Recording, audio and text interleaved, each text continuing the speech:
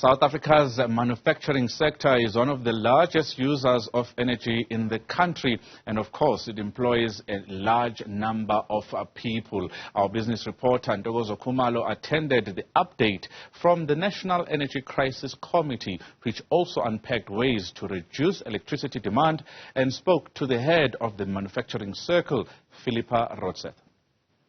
While manufacturing demands a lot of energy from Eskom and other sources of energy, but it's also a major contributor to jobs and South Africa's economic growth, making it rather difficult to have the industry really reduce on its demand for energy. And to help me talk through this, I am now joined by Philippa Rodseth, who is the Executive Director at the Manufacturing Circle. Thank you for talking to us. A lot of collaboration talk throughout the Indaba today, and looking at sectors that are quite reliant on energy, that demand quite a bit.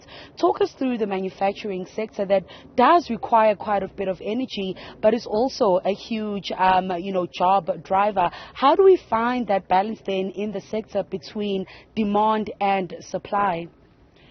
The manufacturing sector, as we like to talk about it, is the engine of growth of the economy. So it's intrinsically linked demand for energy and power, and how that fuels manufacturing production. And as you rightly note, the manufacturing sector provides employment for just under 1.8 million people in this country, and also contributes to just under 11% of GDP. So it's a significant sector. And what we're talking about today is demand side management. So broadly speaking, we're in a situation where we have, as a country, our demand for electricity is higher than what can currently be supplied. So how do we manage that? And the one aspect, and the specific aspect we're talking today about, is demand side management. So the energy and the power that we do have, how do we be more efficient and effective with how we use it, how we manage it? Are we metering and monitoring our energy usage? Are we implementing demand efficiency measures as far as our pumps, our HVAC, our motors are concerned? So there's some very practical things to manage our demand. Also in instances, and this is what we're working through as the manufacturing circle, where there could be a group of companies and industrial companies that would need to see which nodes they're connected to. But if all of these companies are not operating at maximum production capacity, which is sometimes the case, how could we look on an aggregate basis to curtail that demand or manage that demand, so that as a manufacturer you can still be efficient?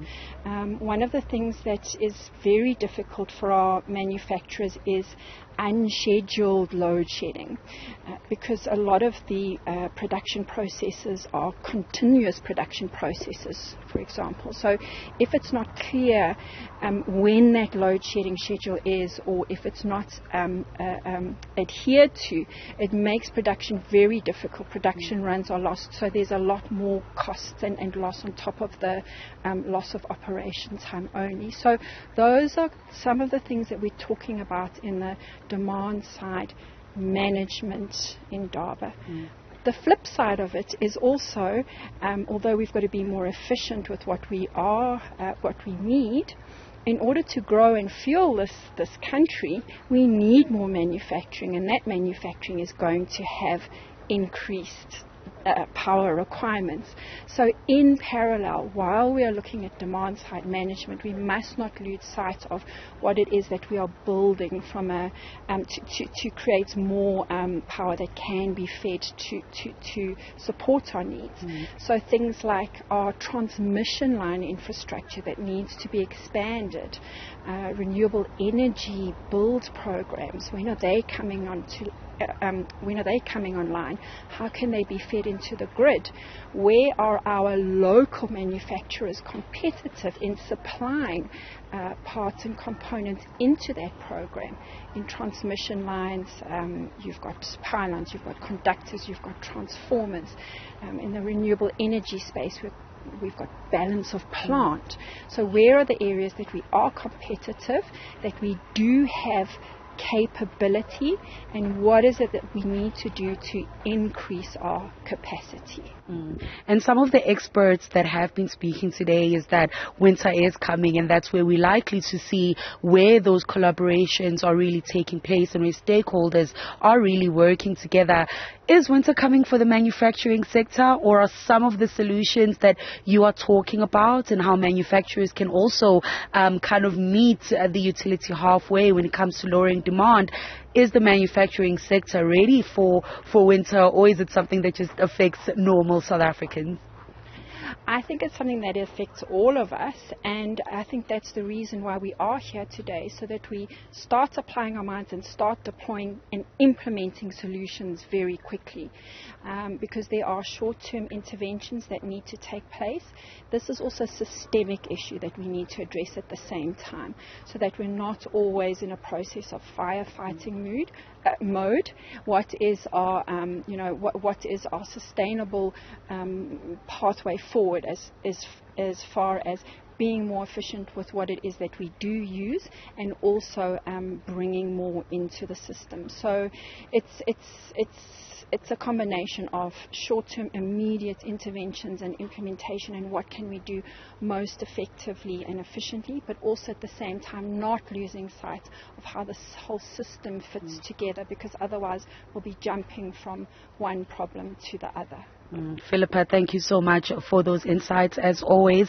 Of course, that was Philippa Rodseth, who is the Executive Director at the Manufacturing Circle, just talking around some of the work that needs to be done both by the manufacturing sector as well as electricity suppliers or utilities such as Eskom, when it comes to really just taking a hold of that demand side and managing that demand side of energy, and ensuring that there is a balance between the demand and supply side, with of course the manufacturing sector demanding quite a bit of energy, but also being a vital sector for the country's economy. So just those solutions being unpacked at the Indaba. For Newzroom Afrika on channel 405, I'm Ntokozo Khumalo in Mildersdrift.